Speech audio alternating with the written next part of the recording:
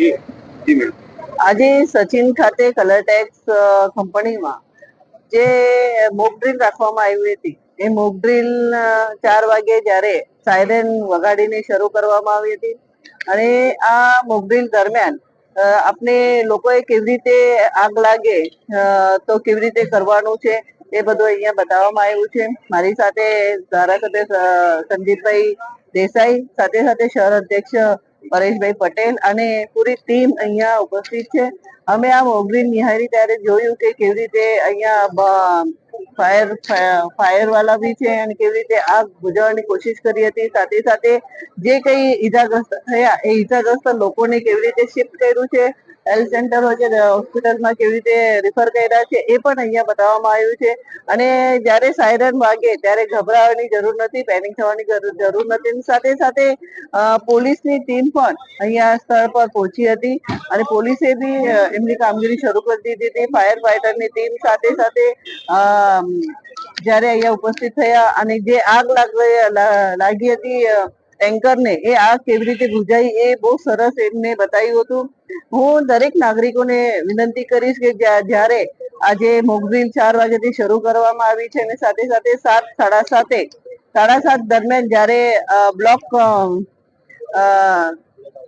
Blackout જ્યારે જાહેર કરવામાં આવ્યું છે, તો દરેક નાગરિકોને આજે 7:30 વાગે પોતાની ઘરની જે લાઈટ હોય બધી જ હોલની રૂમની લાઈટ બંધ કરવાની છે અને આપણે બ્લોકઆઉટમાં સમર્થન આપવાનું છે. અને તમે જો કે પેનિક થવાની જરૂર નથી, તમારા ફ્રીજ, ટીવી ને એ બધું ચાલુ રાખજો.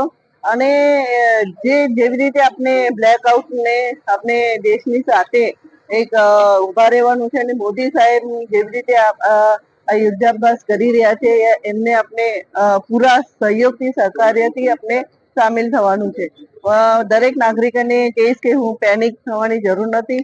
આ મોકડ્રીલ છે અને મોકડ્રીલની અહીંયા શરૂઆત કરવામાં આવી છે અને 7:30 વાગે જ્યારે બ્લેકઆઉટનું જ્યારે આ કરવામાં આવ્યું છે, એમાં પણ આપણે પૂરેપૂરો સહયોગ કરીશું.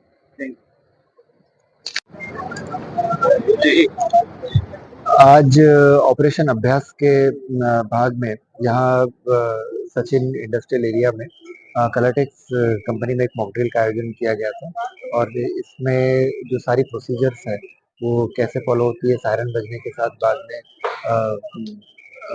जो यहाँ पर सिमुलेशन किया गया था कि एयर रेड के कारण टैंकर में आग लगी और केमिकल हजार्ड की जो पॉसिबिलिटी है, केमिकल हजार्ड की पॉसिबिलिटी को देखते हुए जो हमारी हेल्थ फैसिलिटीज़ है उनकी प्रिपरेशन, इवैक्यूएशन कैसे किया जाता है, मैन पावर की जो सारी ट्रेनिंग है, स्किल है, वो सबको चेक किया गया। जो एंटीडोट्स है और ज़रूरी आवश्यक दवाइयों की जो सप्लाई है उसको एक बार उसका स्टॉक लिया गया। मेडिकल फैसिलिटीज़ है वो भी हम लोगों ने एक बार चेक करी है और एक पूरा सिमुलेशन के साथ में हमने आज की मॉक ड्रिल जो है आज यहाँ पर खत्म किया। सर मॉक ड्रिल और कहीं पे है कि खाली कलरटेक्स? मॉक ड्रिल सूरत जो पूरा सिटी और रूरल विस्तार है सूरत जिले में 6 जगह पे मॉक ड्रिल का आयोजन किया गया है। इसके अंदर में जो वाइटल इंस्टॉलेशन है उन सबको लिया गया और वहाँ पर अलग अलग टाइप की जो सिमुलेशंस है, जो वॉर एरियाज में जो हो सकता है, जो संभावित डैमेज हो सकते हैं, उनको ध्यान में रखते हुए जो एक्शंस हमारी तरफ से अपेक्षित है उसको लेते हुए जो सिविल डिफेंस की अपनी टीम है, जो ऑन साइट कंपनीज है उनका खुद का जो कैपेसिटी बिल्डिंग है वो सब भी उसका जो हम लोगों ने स्टॉक लिया।